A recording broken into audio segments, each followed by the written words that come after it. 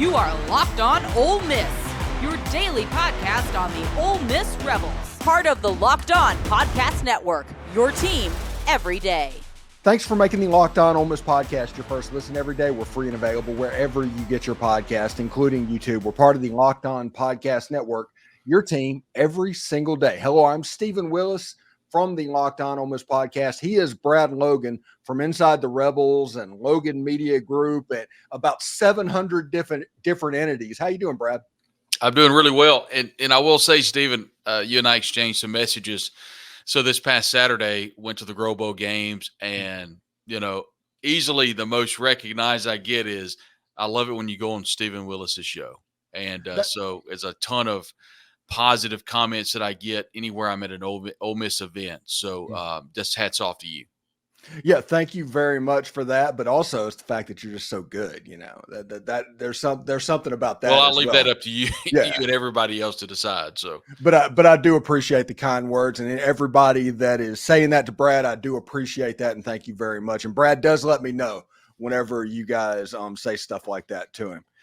Brad, the transfer portal window has opened up, and in true fashion, there couldn't be a first day in opening, an inaugural thing where the transfer portal goes up, that it just doesn't get wacky. And that wackiness that happened today is we got a message at probably 9 o'clock this morning about Key Lawrence going into the transfer portal, and everybody's antennas up waiting for weird stuff to happen.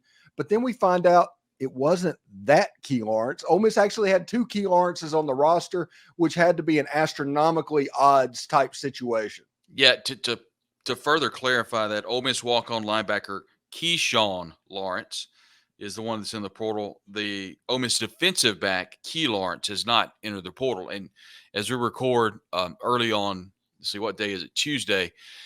Lane Kiffin even come out after Key Lawrence kind of sent the emoji out on Twitter/X and, saying basically I'm not entering the portal. And Lane Kiffin said it's April the 16th. That's something to the effect of April Fool's Day. Yeah. So, yeah, I mean, it's off the rails. And I know we'll get specifically to Ole Miss portal recruiting. I think the interesting thing that people need to understand is you cannot transfer from SEC school to SEC school. I don't think there's any loopholes there, Stephen, unless you know something I don't. I mean, SEC's pretty tight on that, I think. Am I wrong on that? I don't know. I've heard conflicting things about that might have gotten changed. I do not know. But it's something to where if an SEC player popped into the portal and went to another SEC school and was eligible immediately, it would not surprise me. But I can't authoritatively say that this is the rule because everything changes so much.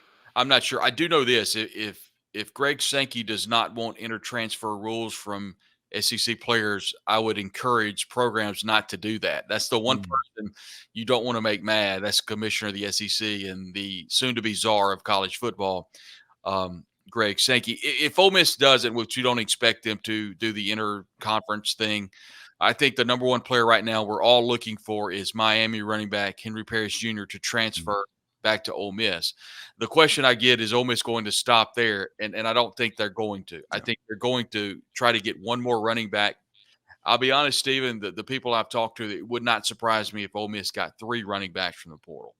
I think if you look at things, and I know you've talked about this, we've talked about this together. Currently, you have Ulysses Bentley, who's going to be the dominant back on this roster. Stephen, you and everyone else watching and listening understands that he is injury prone, and we have seen him to be injury prone over his career at Ole Miss. So what does that mean? Then you've got a Kedrick Riscano who very well could be an incredible running back. We just don't know. We haven't seen him in the limelight yet. So if you've got those 2 running backs, you've got Matt Jones, you've got Fred McAfee, who have been here forever. We saw them in the Grove Bowl games. They're not going to be featured running backs for this team. So you obviously need to get at least 2. It would not surprise me if they got 5 because you want to be at least 4 deep if you're going to make a big run in the college football playoff, which I expect Ole Miss is absolutely going to do and then has in their sights. Yeah, you mean the room has 5 in it, not Ole Miss is going to get 5 transfers. No, not at all. You want to be 5 deep. Yeah, I think Ole Miss is looking obviously at 2. this window, and I think it would not surprise me if they took a third. Yeah, we all know about Henry Parrish, and honestly, it's been crystal ball. There's been stuff happening on Twitter. We're just kind of waiting for an announcement there. The second back that popped up is Damian Martinez, the running back from Morgan State. And we'll have to see if he visits. He has a top 5 of Oklahoma, Tennessee, Ole Miss. I think there's a couple of others. Michigan State's in there as well, Jonathan Smith, and Oklahoma. I may have already said that. But it's a top 5 that's pretty good. And I had Brian Smith, the Florida football scout, the Locked On recruiting expert, on the show. And he said if you asked him to pick a running back 1-for-1 between Damian Martinez and Quinshon Judkins, he would take Damian Martinez.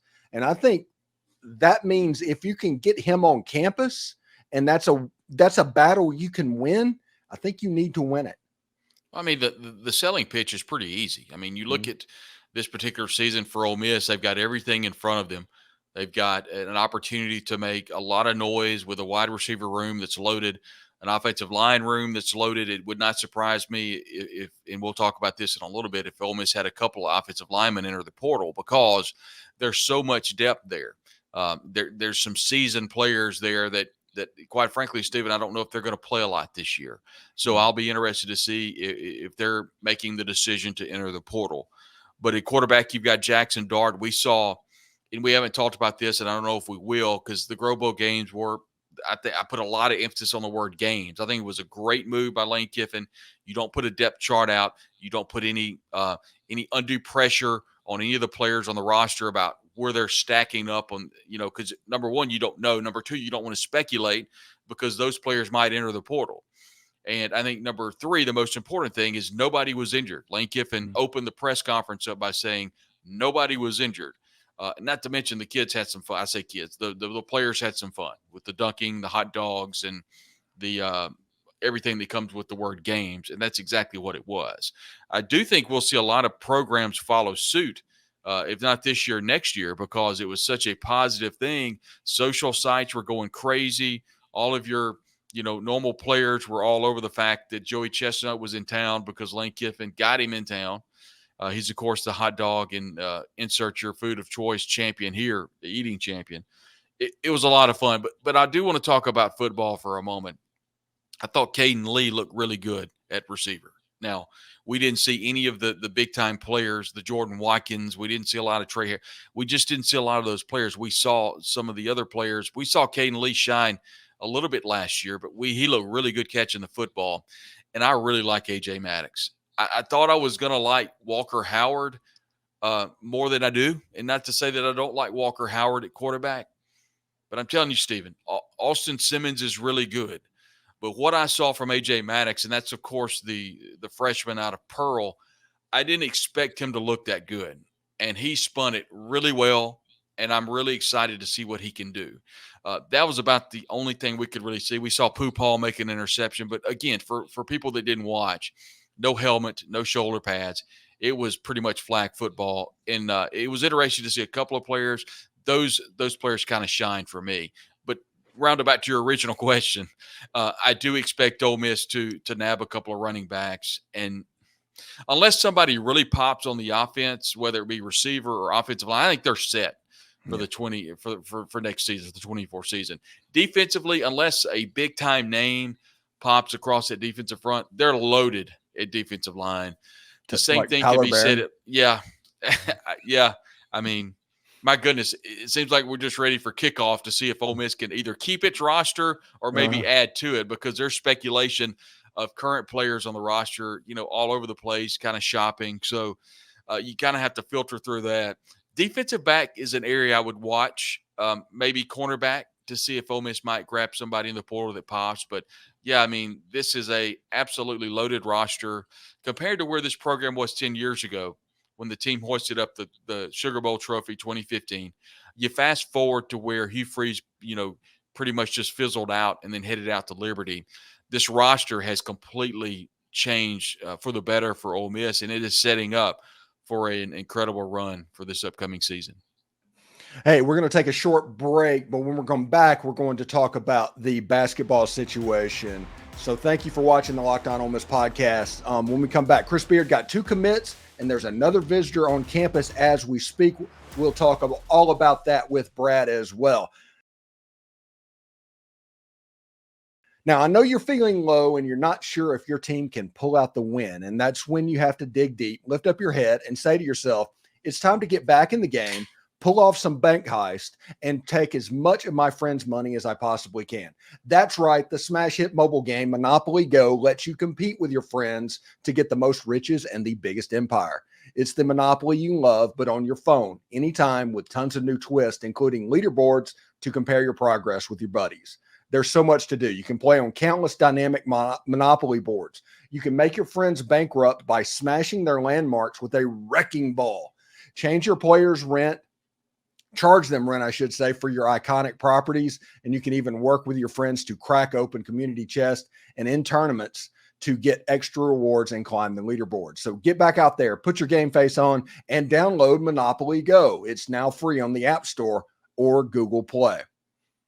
Also, when you're hiring for a small business, you want to find the right quality professionals that are right for the role. That's why you have to check out LinkedIn Jobs. LinkedIn Jobs has the tools to help you find the right professionals for your team faster and for free. It's not just a job board. It helps you find professionals that you can't find anywhere else, even those who aren't actively searching for a new job, but might be open to the perfect role. In a given month, over 70% of LinkedIn users do not visit other leading job sites. So if you're not looking on LinkedIn, you're looking in the wrong place. On LinkedIn, 86% of small businesses get a qualified candidate within 24 hours. Hire professionals like a professional on LinkedIn.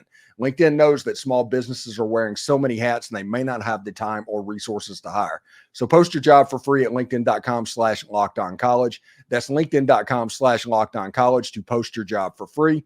Terms and conditions apply. Are you watching Fox Sports or ESPN on your TV all day and you have to turn down the volume with all that screaming and shouting?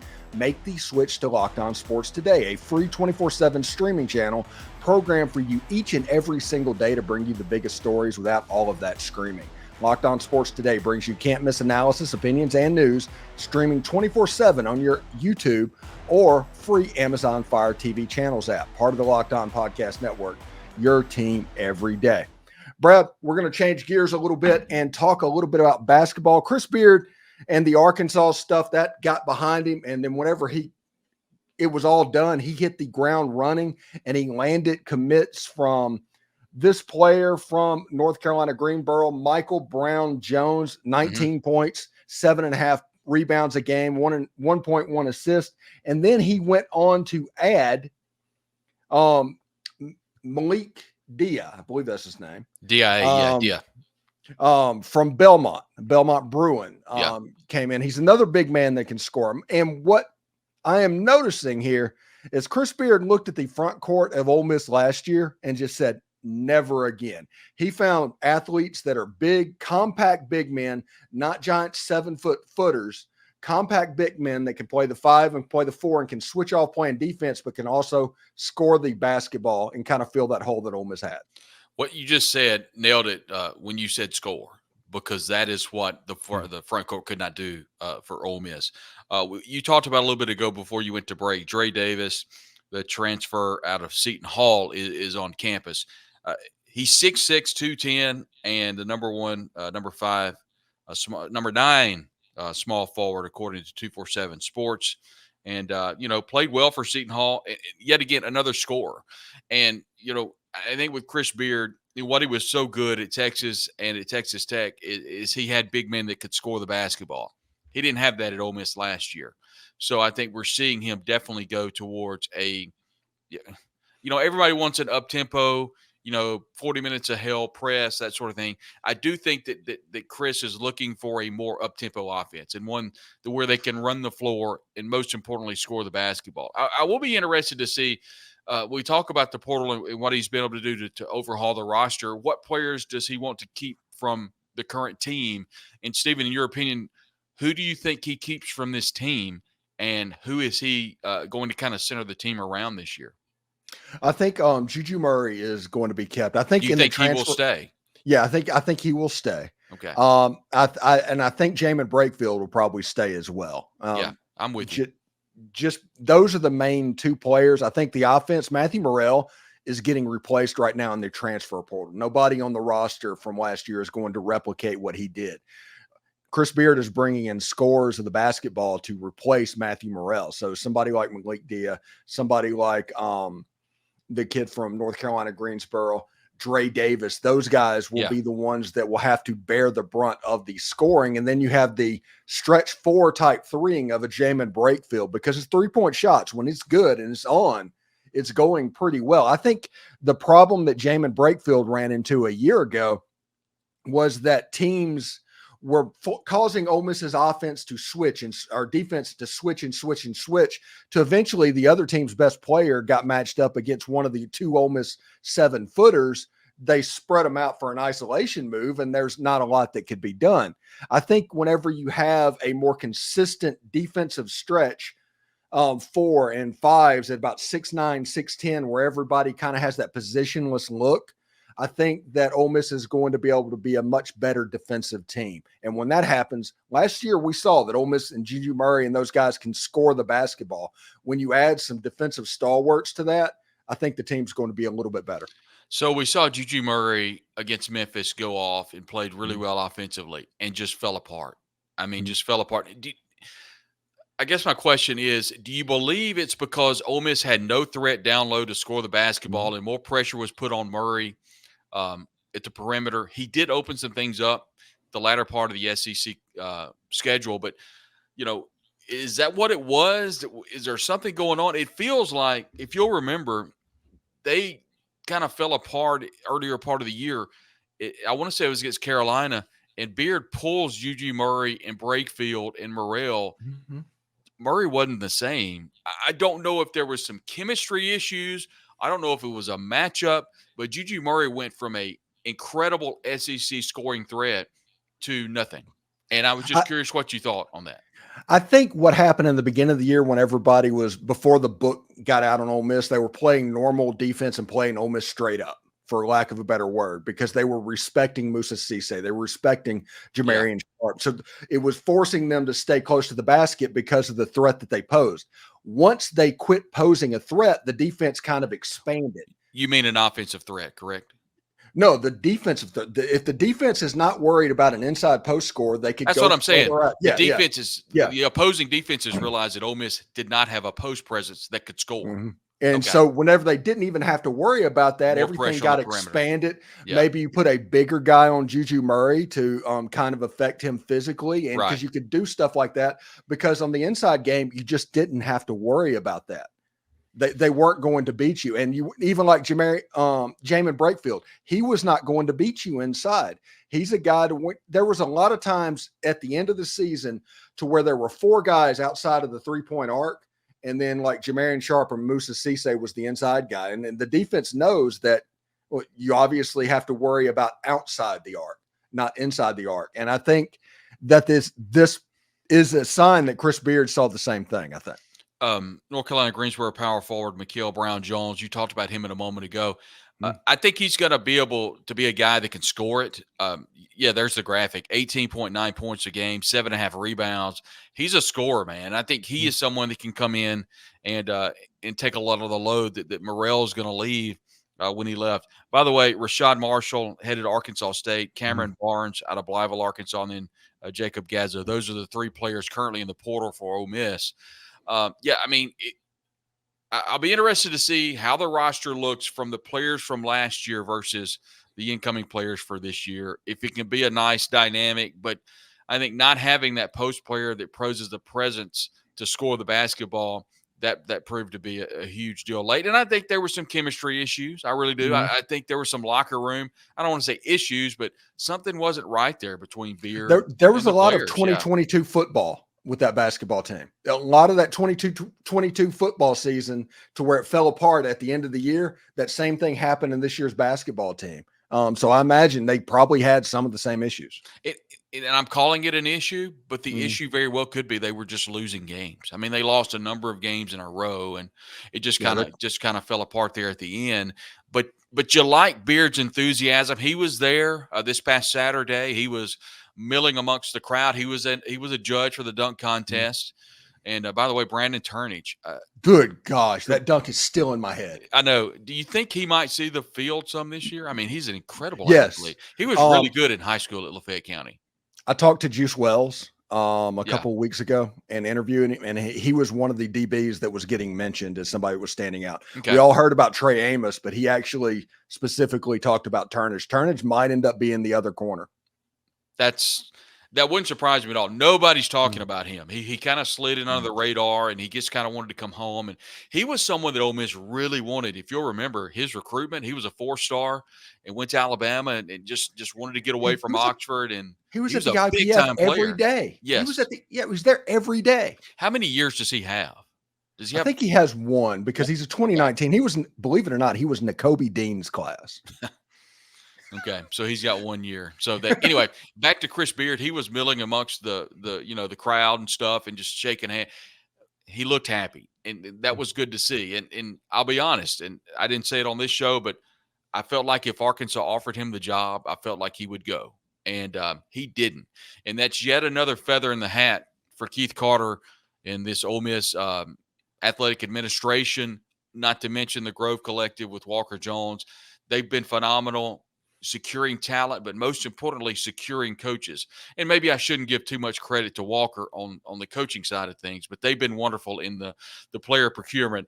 But what Keith has done, I think, Stephen, we're going to look back 20, 25 years and think that was a special time in Ole Miss athletics with Keith Carter at the helm. And maybe he's here in 25 years, but I think we'll look back and think that was an incredible run. But I think right now, and I want to say this into existence, by the way. So I hope this gets red hot on the social channels. I would love for Ole Miss to play a basketball game inside Vaught Hemingway Stadium. And here's what I'm thinking. So I watched Iowa and Caitlin Clark and the whole Dawn Staley. The women's basketball thing was so much fun for me. You know, growing up at Delta State, going to school there, Lloyd Clark winning national championships. I've always had a special spot for women's hoops. And, you know, I'm so proud of what Coach Yo has been able to do at Ole Miss. So I followed Caitlin Clark, and I love Lisa Bluter, the head coach. I've followed her for years and years, and so it's nice to see the spotlight on them. And, of course, the SEC was huge this year with Kim Mulkey, and then, of course, Dawn Staley winning it all. They were incredible. So I did a little digging, and Iowa played a women's basketball game inside Kinnick Stadium and had like 65,000 people there. And I don't think Ole Miss would have that many, but I think they would break it, just have a women's game and then follow up by a men's game next year and play it in the south end zone where the club seats are and run the court long ways.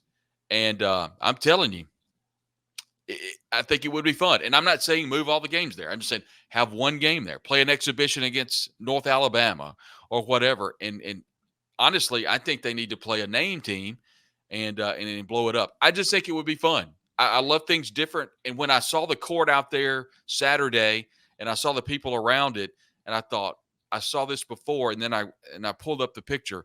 I would love for Ole Miss to play a basketball game inside Vaught Hemingway Stadium. Just one game. I think it'd be fun. Here's the problem that you would have, especially for this year. For Ole Miss to do it, it would have to be a mid-December type game. It would have to be a non-conference game. With Ole Miss in the hunt for a home playoff game, that can't happen in 2024. That's true. Maybe down the road. And I know it would probably be cold, but you know, some of the Decembers are, 60 degrees here in Oxford. And so I just think it would be awesome and definitely want to involve our women's program for sure and do women's and men's. And I think it would be so much fun. Anyway, that's just something I wanted to speak into existence. But long story short, the women's basketball program, the men's basketball program are on very good trajectories. And that all goes back to the leadership of Keith Carter, Chris Beard, and, of course, Coach Yo. We have to get out before we get out of here. Ole Miss won a baseball series against Mississippi State for the first time in like 7 years over the weekend. It was a weird situation because the Friday night game was kind of more of the same for Ole Miss baseball. They ended up getting beat 8-0. And then the next one was a typical Ole Miss State dogfight type game. A Mississippi State player hits a home run. 2022 version Tennessee celebrates going around the bases. Mike Bianco gets him ejected. The baseball team responds at the point where they win that game in a walk-off and completely dominate Sunday. Ole Miss is going to make an NCAA regional. They're not going to host, but they're going to go on the road, and they may actually make some noise. A lot of this is, and what I'm about to say is not simply based on the fact that Mike was tossed and it was the seminal moment that we're going to remember about the 24 season and, insert your moment to where you hear the music from Field of Dreams. That's not what I'm going. The reason Ole Miss is going to win a lot more games for the remainder of the season is because the schedule is better and their pitching rotation, Stephen, is coming together. Mike has figured it out, I think. And I do believe that when he was ran by Scott Klein, he made the decision to run Mike when he, as we all heard on the SEC network, he had a couple of choice words. But Mike was really upset, I think, number one, at the situation. But number two, I don't think he would ever tell me. I don't think he would ever tell anybody publicly, but I think he was run on purpose. I think he wanted to get run. I felt like it would. He saw what Long did. Mm-hmm. He thought, yeah, maybe Scott should have thrown him out. I wouldn't have thrown him out. I would have said, get your tail back to the dugout and quit showing out. He didn't throw the bat towards the Ole Miss dugout. He threw it straight up in the air. That's some things that Kyle Peterson got wrong. Did Scott Klein have the opportunity to throw him out? Could he have done it without, a lot of yeah, probably. But then you get into should the home run count? And I'm sure there's a rule. Maybe it does. I don't know. I thought when he stomped on the plate, Mike lost it. He came out, and at that point, it was over. But I think we saw an Ole Miss team come together. You remember in Hoosiers when Gene Hackman went to the official and said, kick me out of the game. The official says, what? And he says, throw me out of the game, and I'm going to scream like a lunatic. He wanted Shooter on the bench to be able to be the head coach, and he wanted to fire up his team. The official throws him out of the game, and Gene Hackman goes to Shooter, who's played by Dennis Hopper, and says, hey, man, I've gotten thrown out. I'm sorry. It's your team. They run the picket fence. They win the game. They go to regionals. They win the state championship. I think we had a lot of that moment this past Saturday. Ole Miss comes out a different team, Stephen. They're a different team at the end of that game. They play differently on Sunday. I'm interested to see how they play tonight against Arkansas State, specifically at the plate. We've seen Ethan Leger, Jackson Ross, Luke Hill. It's a completely different dynamic. By the way, Eli Birch is the best catcher, in my opinion, to be playing for the team. I think he catches all of the pitchers really well. And what about Riley Maddox? He came on, pitched well. We've seen Doyle come on here as of late. They've got the pitching figured out, and this team continues to hit the baseball like they did against Mississippi State. There's an opportunity to continue to go up the ranks. All of this is happening early enough in the SEC season where they can make some noise in the back half of the season.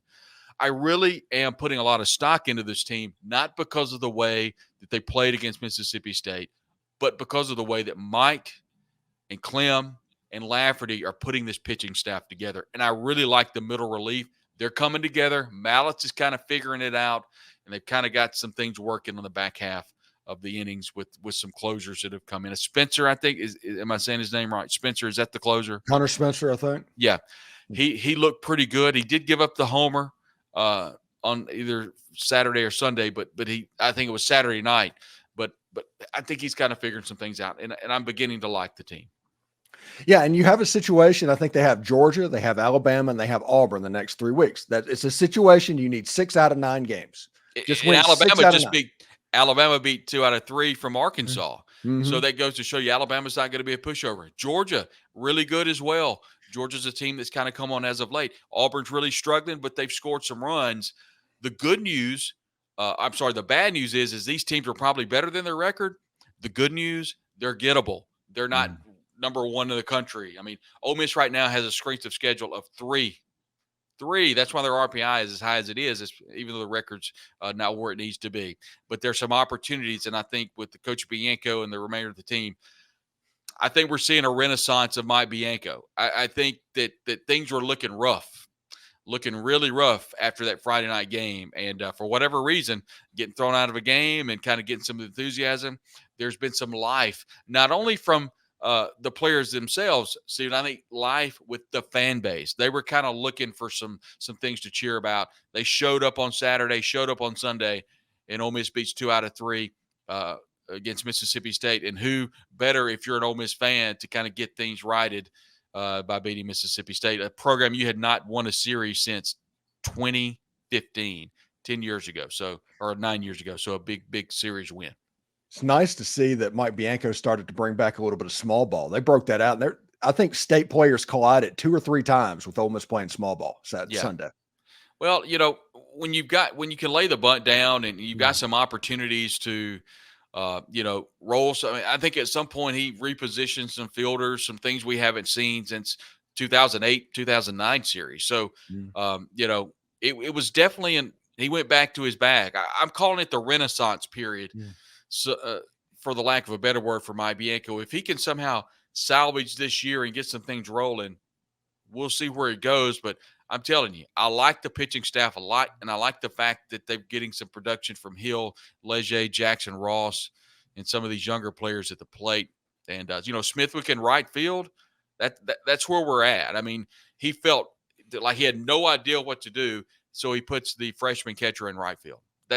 He's adapting. You can't say that Mike has not adapted in his latter years at Ole Miss. Thanks again for making the Locked On Ole Miss podcast your first listen every day. We're free and available wherever you get your podcast, including YouTube. We're part of the Locked On Podcast Network, your team every day. Brad Logan from Inside the Rebels, Logan Media Group, all of that stuff. What do you got going on this week, man? Pretty excited. I mean, I can't wait to see what happens with the portal and to see if we see anything. I'm as excited about men's basketball right now as I am football. I don't think we'll see a lot of Ole Miss players get into the portal. I really don't, at least players of significance. But I do think that Ole Miss will grab a couple of players. I'm just ready to kick it off. I think this is going to be an historic season for Ole Miss. And like you said, if they could host a college football playoff game, be the biggest game in Ole Miss history. And we're only going to see Oxford, the city, and the Ole Miss community grow. All right. Thanks, man, for stopping by, and we'll talk to you again later. Yes, sir.